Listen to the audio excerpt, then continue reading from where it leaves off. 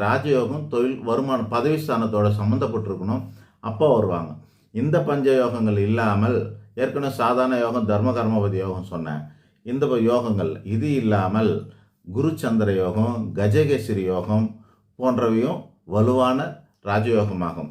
இவைகள் 10ஆம் இடத்தோடு சம்மந்தப்பட்டால் இந்த யோகம் எங்கேயோ ஒரு 8ல் நடக்கக்கூடாது. லக்னத்துக்கு 8ஆம் இடத்து சிம்ம லக்னமாக இருக்கார். 8ஆம் இடத்துல மீனராசி, குரு பகவான் 8ல் இருக்குது. அப்போது குருவும் சந்திரனும் சேர்ந்து குரு சந்திர யோகம், கஜகேசரி யோகம், அம்ச யோகம் எல்லாம் கொடுத்துருக்கு. ஆனால் சிம்ம லக்னத்துக்கு அது 8ஆம் இடத்துல நடந்ததுனால அது பிரயோஜனம் கிடையாது. 10ஆம் இடத்துல நடக்கணும். இந்த யோகங்கள்லாம் ராஜயோகம், கஜகேசரி யோகம் எதாக இருந்தாலும் 10ஆம் இடத்துக்கு சம்மந்தப்பட்டிருக்கணும். இதெல்லாம் இருக்கணும். இவ்வளவும் இருந்து சில பேர் பாருங்கள், ஒரே ஒரு முறை ஜெயிச்சு வந்திருப்பார். ராமராஜன் ஒரே ஒரு முறை ஜெயிச்சு வந்தாரா? ஏதோ ஒரு 13 மாதம் மட்டும் இருந்தாங்க. அதுக்குள்ளே அம்மா ஆட்சியை கழிச்சிட்டாங்க. அம்மா சென்ட்ரல் கவர்மெண்ட்டு அவருக்கு பதவி போயிடுச்சு. அதோட அவ்வளோதான். அதிர்ஷ்டம் இல்லை பாருங்கள், 13 மாதத்தோட முடிஞ்சு போயிடுச்சு சில பேருக்கு. அந்த மாதிரி வந்து போயிடும் சில பேருக்கு. அப்போ என்ன ஆகுன்னா, இப்போ நம்ம இந்த அமைப்பெல்லாம் விதியில் இருக்கான்னு பார்க்குறோம், அமைப்பு இல்லை. யோகம் இருக்குதான்னு பார்க்குறோம், இதெல்லாம் இருக்குது. அமைப்பு இருக்குது, யோகம் இருக்குது, எல்லாம் இருக்குன்னா கால நேரமும் கை கொடுதான்னு பார்க்கணும். கால நேரம்னா என்னன்னா, இவருக்கான தசாபுத்தி, எலெக்ஷன் நடக்க போகிற டைமுக்கான தசாபுத்தி.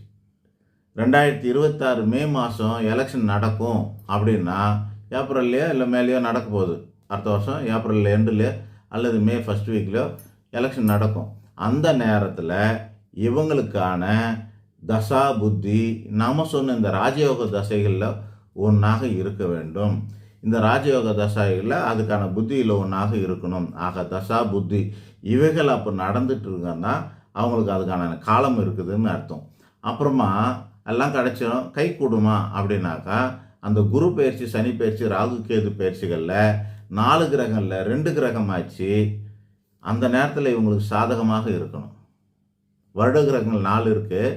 சனி, குரு, ராகு, கேது அப்படின்னு 4 கிரகங்கள் இருக்குது. அந்த 4 கிரகங்களில் ஏதாவது 2 கிரகம் வலுத்து இருக்கணும், அவருக்கு சாதகமாக இருக்கணும். கோச்சார கிரக பயிற்சி இந்த வருட கிரகங்கள் 4ல் 2 சாதகமாக இருக்கணும். அப்படி இருக்கிறவங்களுக்கு தான் ரிசல்ட் கொஞ்சம் சாதகமாக வரும்னு அர்த்தம். புரியுதுங்களா? ஆக ஈஸியாக ஒரு அப்படியே மேலோட்டமெல்லாம் கேட்டுட்டு மேலோட்டமெல்லாம் சொல்ல முடியாது. ஜாதகத்தை அனுப்பணும், இவ்வளோ விஷயத்தையும் பார்க்கணும், அதெல்லாம் சேர்த்து பார்த்து தான் நம்ம சொல்ல முடியும். எவ்வளோ தான் இத்து போன கட்சியில் இருந்தாலும் சரி, அல்லது எவ்வளோ தான் பெரிய கட்சியில் இருந்தாலும் சரி, ஜெயிக்கிறது தோக்குறதெல்லாம் அவனுடைய தனிப்பட்ட ஜாதக பலத்தை பொறுத்து இருக்குது அப்படின்றத புரிஞ்சுக்குங்க. நன்றி, வணக்கம்.